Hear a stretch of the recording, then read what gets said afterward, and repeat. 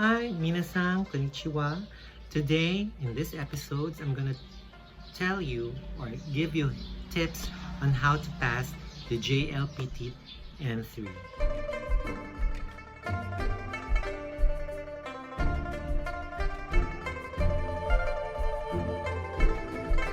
By the way, in this episode, you will be seeing my beautiful Barbie who is a bride. I made the gown.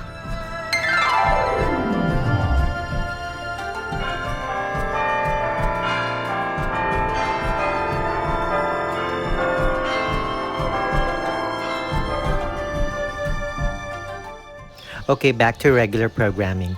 I passed the JLPT N3 exam last December 2019, and I made a video out of claiming the certificate, and I will post the link down below.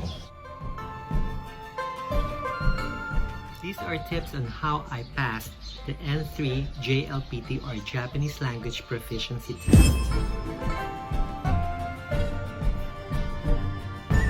Needless to say, the number one is that you should study very hard. And the reviewer of the JLPT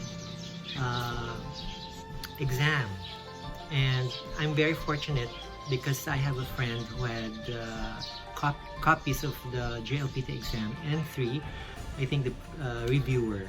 So that is the first step that I did, study it and master the way the test. You can also check YouTube for some tutorials from native Japanese speakers or even non-Japanese speakers. You can get some tips from them, like me, what I'm doing right now. Number two tip is that you should bombard yourself with the language. And when I say bombard yourself, it means that you should try to watch anything Japanese, like let's say Netflix. You watch the Japanese series there, movies, and try to watch the series, the Japanese TV series or drama or movie with English subtitles, and then after finishing the movie or the series, you can then watch it again, and then this time with the Japanese subtitles, so that you will learn how to read and how you will also know the kanji of the words that are spoken in that TV series or movie. Reading Japanese is a big part of the JLPT exam or JLPT. So I think that is the number one thing that you should first learn. And also try to memorize or at least familiarize yourself with the writing, the Japanese writing, hiragana and katakana. It's very easy to memorize. Listen to Japanese songs. I mean, I learned when I was in Japan, I learned to read katakana, hiragana, or even some kanji, because when we were working in the club and customers will sing Japanese, I will read I try to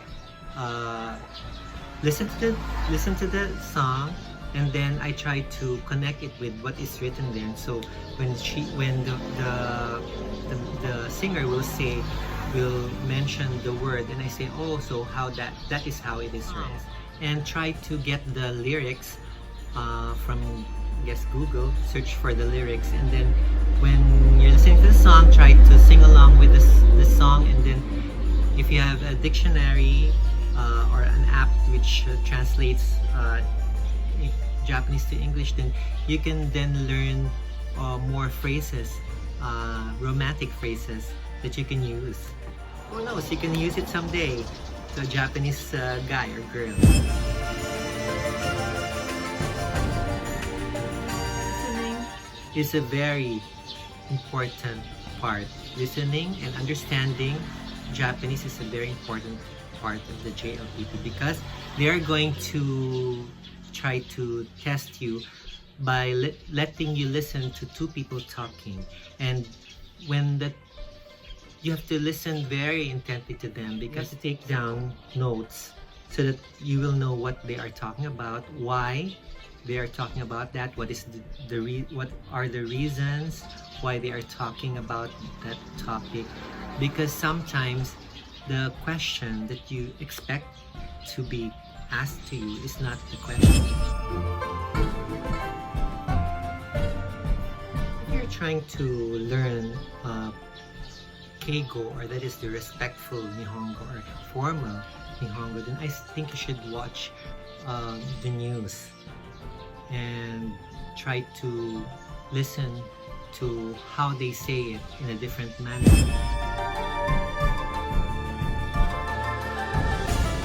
The best way to learn language is to study it by using it. So I think the more you use it, the more you can communicate well, and you learn how to say the language or how to communicate using the language. So I think the best way is to use Japanese even with your friends who are also studying Japanese. So I hope that my tips really work for you as much as it had worked for me passing the JLPT N3. So let me just say happy studying, good luck on the JLPT exam, and also TC always, GBU, and I love you all.